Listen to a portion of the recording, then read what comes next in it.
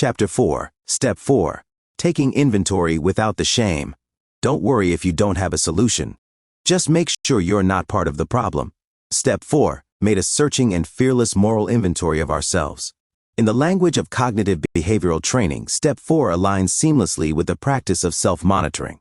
It's the work of honest observation, becoming aware of our thoughts, emotions, and behaviors, not to judge ourselves, but to understand what drives us. This step is not about shame or confession. It's about gathering the data needed to fuel transformation. Just like a scientist can't solve a problem without facts, we can't begin to recover without seeing ourselves clearly. Step 4 invites us to become curious investigators of our inner world. The phrase searching points us towards systematic self-examination. CBT emphasizes the importance of developing an observing ego, a mental stance that allows us to step outside ourselves and view our patterns objectively. The 12 steps simplifies these patterns as resentments, fear, and relationships. We begin to ask difficult but necessary questions. What behaviors have caused harm?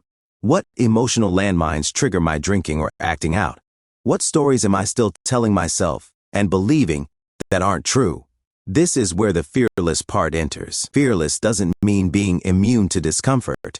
It means having the courage to sit with truths that are neither flattering nor final. CBT teaches us to avoid two extremes, minimizing our wrongs and catastrophizing them. Instead, we examine ourselves with honest curiosity. We remind ourselves, this isn't about judging me, understanding me. And what are we understanding? At its heart, a moral inventory in CBT terms is about uncovering core beliefs and recurring thought patterns. Often, beneath our harmful behaviors are entrenched beliefs like, I'm unlovable, everyone leaves me, or if I don't control everything, I'll fall apart. These beliefs cycle of shame, pain, self-medication, and more shame. CBT helps us trace the pattern. Thought leads to emotion, which leads to behavior, which reinforces the belief that the use of substance is the answer. When we map out those loops, we don't just identify the problem, we begin to sketch out the escape route.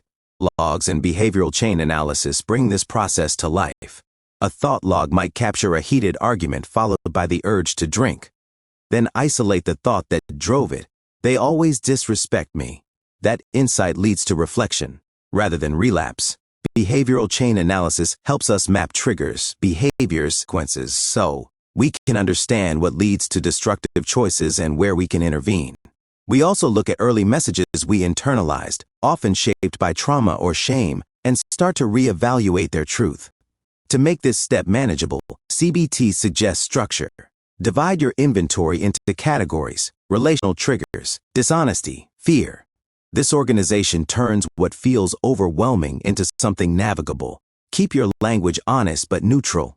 Instead of writing I was a terrible person, try I used sarcasm to avoid vulnerability, or I drank when I felt rejected. CBT teaches us that insight without self-recipe for more shame. The goal is not to attack yourself, it's to understand yourself. In everyday application, Step 4 becomes a practice of structured self-reflection. Start with manageable sections. Don't aim for a dramatic reckoning. Aim for honest clarity. Stay away from extremes. This isn't a self-condemnation act. Use language that's constructive, not cruel. And always pair new insights with compassion. You're not listing flaws. You're identifying the architecture of pain so you can begin renovations. CBT has a simple truth. You can't change what you won't name. Step 4 is where you start naming things. You name the thoughts. You name the pain. Not to wallow in it, but to finally move through it. This isn't about beating yourself up. It's about getting your bearings. A moral inventory is not a confession booth. It's a map of the battlefield. It's how you begin to understand the terrain you've been walking blindly for years. What do we say at the end of this step? This is what I've been doing. This is what it's cost me. And now I'm ready to change. We move forward into Step 4, the infamous inventory. To be honest, it can feel like a treasure hunt in a haunted house. Plenty of cobwebs, creaking floors, and the occasional ghost from your past. But with a good spine and a lot of grace, it becomes something more like an archaeological dig. You find patterns, old emotional fossils, and dusty beliefs that never served you well. More importantly, you begin to see the difference between who you are and what you've done. In CBT, this is called behavioral chain analysis in action. Under what leads to the destructive behavior, what sustains it, and where new pathways can be built. This isn't punishment. This is self-discovery. And for many, it's the first time they've truly looked within and found, not a monster, but a person worth understanding and worth saving. If I want to complete step 4, a searching and fearless moral inventory of myself, I need to stop avoiding uncomfortable truths, start writing down my resentments, fears, and harms honestly, and be willing to look at patterns in my thinking and behavior without excuses or blame.